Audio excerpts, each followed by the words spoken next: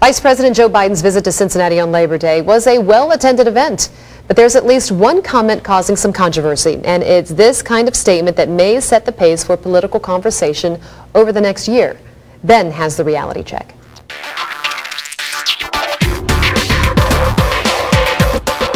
This Labor Day, a number of speeches were made rallying union workers. One of the biggest made right here in Cincinnati by Vice President Joe Biden. The Vice President talking about the importance of the labor movement and rallying voters, none of which is a big deal. But in the midst of that speech, the Vice President said this. This is a fight for the heart and soul of the labor movement. It's a fight literally for our right to exist. Don't misunderstand what this is. Don't misunderstand. Not a joke. Not a joke. Not an applause line.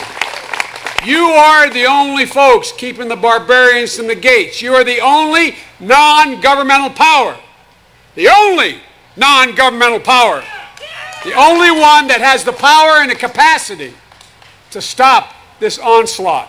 Now that statement by the Vice President is filled with imagery, but it doesn't make a lot of sense. Who are these barbarians at the gates? Is Biden talking about lawmakers like Governor John Kasich, who signed Senate Bill 5 into law, limiting the collective bargaining rights of public employees?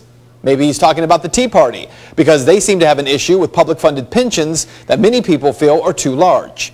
But on the same day that the Vice President talked about those barbarians at the gates, Teamsters President Jimmy Hoffa Jr. said this in Michigan while warming up a crowd for President Obama. We got to keep an eye on the battle that we face, a war on workers. And you see it everywhere. It is the Tea Party. And you know, there's only one way to beat and win that war. The one thing about working people is we like a good fight. Well, listening to those statements, it sounds like the war on workers is being waged by the Tea Party.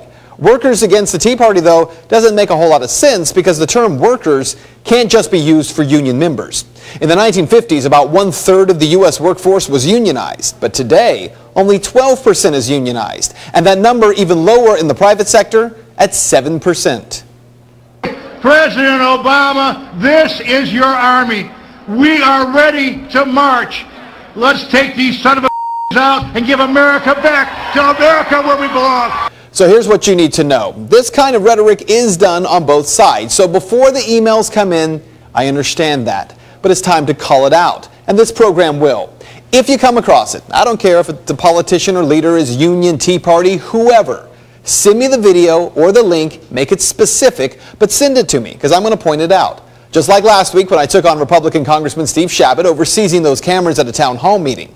Because what's happened in our country is everyone is fighting a very convenient, nameless, faceless enemy. Terms like barbarians at the gates aren't used simply for symbolism.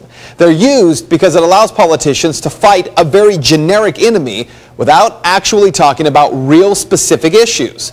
That's what the American people need, real answers to real problems with this economy. And that is Reality Check.